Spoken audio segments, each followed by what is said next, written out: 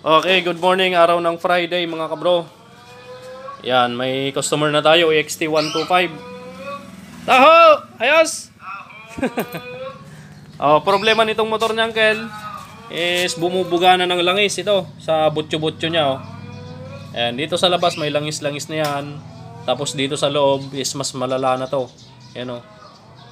Langis na. Sigurado re-reburin na natin yan. Ipaparibur pala natin. Tapos palit piston ring valve seal. Ito naman motor ni Kabro from Malasiki sila. Ayan, Malasiki. Kaya pinagkape ko muna si Kabro dahil hindi pa daw nagkape. Ayan. Ang problema ng motor ni Kabro, mahirap magkambyo. So check natin bandang clutch side. Tapos mga langis, mga tagas. Ayan. Ayusin na rin natin yung mga tagas niya. Okay, another tips mga kabro dito para sa mga Pinoy 155 user dyan at mahirap magkambyo. Ito yung kadalasan na nasisira sa Pinoy 155, laging issue ng Pinoy 155. Mahirap magkambyo, minsan ito na yung sira. Kadalasan ito na. Yung makikita mo tong main shaft, kapag hinila mo, tapos tinulak mo, malaki ang allowance. Tapos pag inuuga mo, umuuga na. Yan o. Up and down. Malakas ang uga up and down, tapos malakas din ang atrasabante. So ang sira niyan 6202 na bearing dun sa loob ng transmission bearing. 6202 yung dulo nito, yung pinapasukan na bearing nitong axle na main shaft. Alright. Overhaul. From Malasiki, si Kabro. Shoutout. Yan, poging-pogi. At si Kabro, ayan o. Good morning.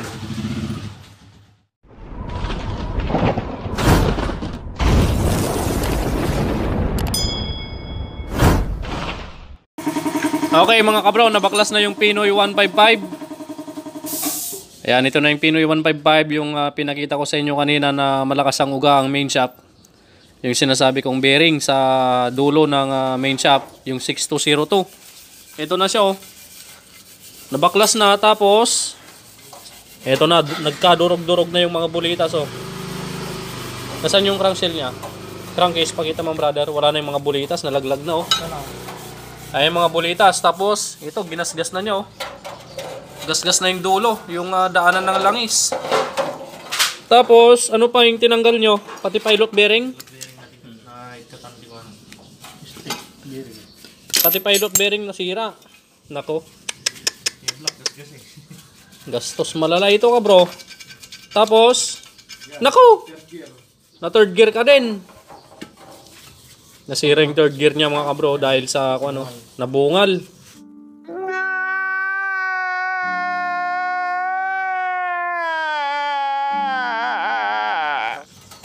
Oh. Nabungal yung third gear ng Pinoy. Pati ito, yung asawa ng third gear. Ay, convert na natin sa 5-speed yan. Ano?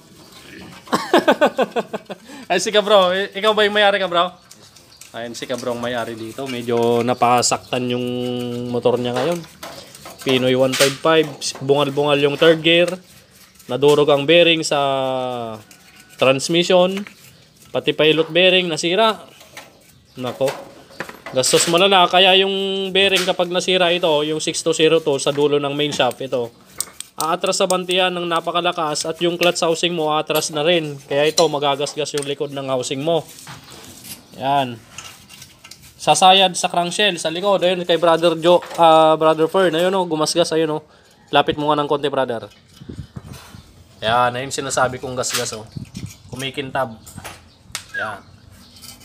Gumasgas tong likod ng clutch housing. So yun ang mga masisira, madadamay kapag ito malala na yung sira, yung bearing. Tapos ano pa? Pati block gasgas. Nako. Yung piston niya, gasgas na gasgas oh. Magagasgas din ang bulsa niya yung. Kung may budget lang sana si Kabro, convert na natin sa 175cc. No? Palit sigunyal, block, cylinder head. Yan. Tapos 5-speed transmission sana, napakaganda na. Alright. So update mamaya kung anong desisyon ni Kabro dito. Discartean natin tong motor niya. Yan, sunod na natin to, naiparibor ko na yung motor ni Uncle. EXT125, naiparibor na natin yung kanyang cylinder block at isalpak na lang natin to. Salpak ko na, yan o. 0.25. A few moments later. Tapos na po yung motor ng Uncle, yung pinaribor natin, EXT125. Yan, kabilbilas ko pala si Uncle. Yan, Uncle, salamat. Ingat, ingat. Break in lang, Uncle. Dito na tayo sa Pinoy 155. Ito, yung bungal-bungal yung mga gear. Nagdesisyon si Kabro, 5-speed transmission na daw natin. At ang gagamitin nating transmission ay, pang 175cc na transmission. Nasaan na ay? Brother? Ha? Nandun, iniilawan ni Brother Lito. Nagtutorial. Oh my God! Wow! Ayan. Paresya ka na, brother, na-istorbo kita. Sige lang, tapos naman na eh. Ayan, ito yung mga kakabit nating transmission gear. Makikita nyo, napakalalaki ng mga gear. Ayan, ang lalaki ng ngipin ng mga gear. Hindi kagaya nung stock, ang liliit. Yan ngayon, 5-speed transmission na yan. Alright. Update na lang ulit mamaya. 5-speed conversion na to. Pinoy 155. Okay, so naisalpak na yung 5-speed transmission mga kabro. Yan, naikasa na yung 5-speed transmission dito sa motor ni Kabro Pinoy 155. Yan. So ngayon, kapag nag-convert tayo ng 5-speed transmission sa Pinoy 155 mga kabro, yung shifting gram, same lang sila ng taba. Plug and play lang yan, pati yung transmission plug and play lang. Ngayon, dito naman sa may sensor, indicator ng cambio mga bro, ito. So ang dating kabit nito, pag ganyan, yan, pag ganyan ang kabit niyan dati. Dahil yung indicator ng shifting drum dati is nandito yung tanso, yung sensor. Ngayon, pag nag-convert tayo ng 5-speed, yung tanso niyan ngayon nandito sa baba. So ito yung kabit niyan. Makikita niyo yung dating kabit niya, nasa taas yung tanso. Okay, ganyan yung kabit niya. Nasa taas yung tanso, nandito yung dati niya. Kaya ngayon, pag nag-convert tayo ng 5-speed, ngayon babalik ta rin lang natin to, itong indicator. Dating ganyan, ngayon iikot lang natin pag ganyan. Para yung tanso nasa ibaba, para mag-connect dito sa may sensor na to. Yan. Ngayon yung patulis nito, tatanggalin lang natin to para hindi tumama dito. Kasi pag kinabit natin yan, babangga. Yung tulis niyan, babangga dito sa crankcase, crankshell. Kaya ngayon tatanggalin lang yung tulis. Alright, plug and play lahat. Brother. 5-speed transmission, ganun lang kadali i-convert yung Pinoy 155, Pinoy 125 sa kanyang 5-speed transmission. Yan. Okay, so isa pa dito mga bro, pag nagko-convert tayo ng 5-speed transmission sa Motopos Pinoy 155. Yan, itong thread nito dahil dati nung nakaraan, yung dati nito circlip lang. Circlip lang ang lock. Gaya nito. Circlip lang. Kaya ngayon, pag nag-convert tayo ng 5-speed, is thread yung dulo niyan.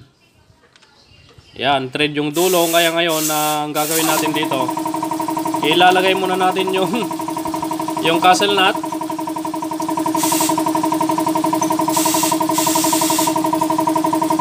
Yan, lalagay natin yung castle nut, tapos isasagad natin hanggang dito sa pinakababa. Tapos gagrinderin natin yung dulo, yung sobra. Okay, gagrinderin natin yung sobra sa dulo. Cambio mo, brother.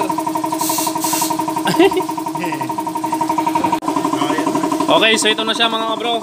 So sinagad natin yung castle nut. Yan, sinagad natin sa pinakababa. Tapos ngayon ito, babawasan natin tong dulo niya. Alright, sige, banat brother.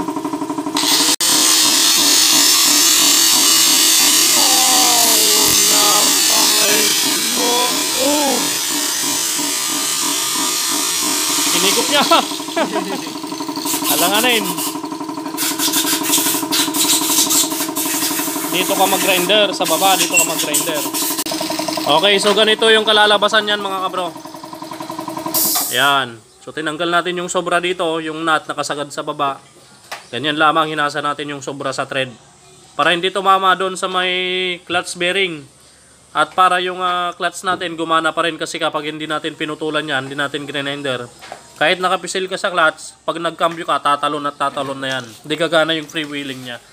Kaya yan yung diskarte niyan para gumana pa rin yung clutch. Okay, tanggalin mo na yung binarado mo doon.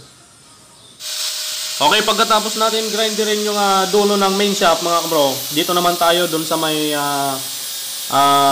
lagayan ng bearing, ng clutch bearing. So binabawasan din natin yung ilalim nun. Yan, kasi tatama pa rin yan kapag nag-clutch tayo. Pag pinsil natin yung clutch, hindi nagpe-freewheeling yung lining, yung housing, yung mga lining, nagdidikit-dikit pa rin. Kaya ngayon dapat bawasan pa rin natin yan yung bahay ng clutch bearing. Alright? Yan. Ayan, babawasan natin yung ilalim, hindi yung ibabaw, mainit. Okay, so ganun yung diskarte dyan mga kabro. Okay, so nakita nyo na yung mga ginawa natin sa bandang clutch side pag nagko-convert tayo sa 5-speed transmission sa ganitong motor, Pinoy 155. So kapag hindi natin binawasan yon, itong clutch arm nya, hindi gagana yung clutch. Oh, Ajay Skygo. O, yan, kakadwa. Okay, so papakita ko sa inyo muna mga kabro. Kagaya nito. Kapag hindi nyo binawasan yon, ito, hindi nyo may tutulak na paganyan. Alright, so ngayon, okay na yun, no? Kaya kapag hindi nyo binawasan yon, hindi gagana yung clutch nyo, kahit anong pisil nyo ng clutch, tatalon at tatalon yung motor nyo. Kaya kapag hindi nyo ginamit yung technique na yon. Technique, ha? Okay, so ngayon, okay na. Ayan, o. Yan. Maabante na yung clutch arm. Ibig sabihin, yung mga lining, bumubuka na yung mga yon. Magpi-freewheel na sila. Alright. Conversion done mga bro. Buuin mo na yun brother Fern at para may salpak na natin mamaya. Penal ko ba yun? Yun, tapos na mga bro. Ma-under na. Patayin ulit natin. Yan. Siyempre may neutral yan mga bro kahit kinonvert natin sa 5-speed. Dahil yan doon sa gear indicator dito na binaliktad natin ng posisyon. Yan. Start na natin brother. You know, alright, smooth. Okay, testing naman natin yung cambio ngayon. Primera, segunda, tercera, kuwarta, quinta. Ayos, bawas natin. Ayos, neutral na mga kabro. Oh my God! Wow! Pero test mo na ba? Ayos na. Yan, so yung problema niya kanina, mahirap magkambyo dahil yung sa may transmission bearing, 620 na bearing, nadurog na pala. Tapos yung pilot bearing, nagsilaglagan na rin yung stick bearing. Yan, tapos conversion 5-speed transmission.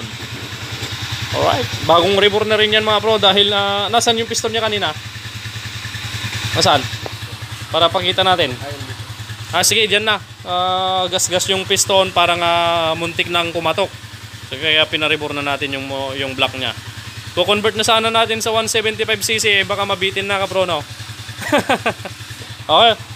Mabali na gawi din. Yan, mabali na gawi din. Break in lang madi pa ila barbarurutan niya. Takbong 40 lang. Bagong rebore. Alright, baka may gusto kayong i-shoutout. Sa Malasiki.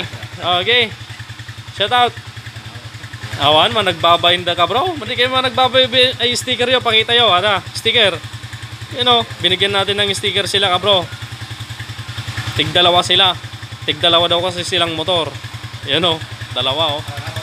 Yan, dalawa. At si ka bro. O sige ka Rod, fish bomb na tayo.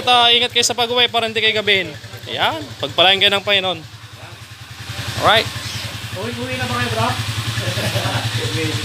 Medyo. Sige, kunin nyo na. Pwede na kayo umuwi. Alright. Full box na. Sige, ingat mga brother. Break in lang Tanggasot. Yan.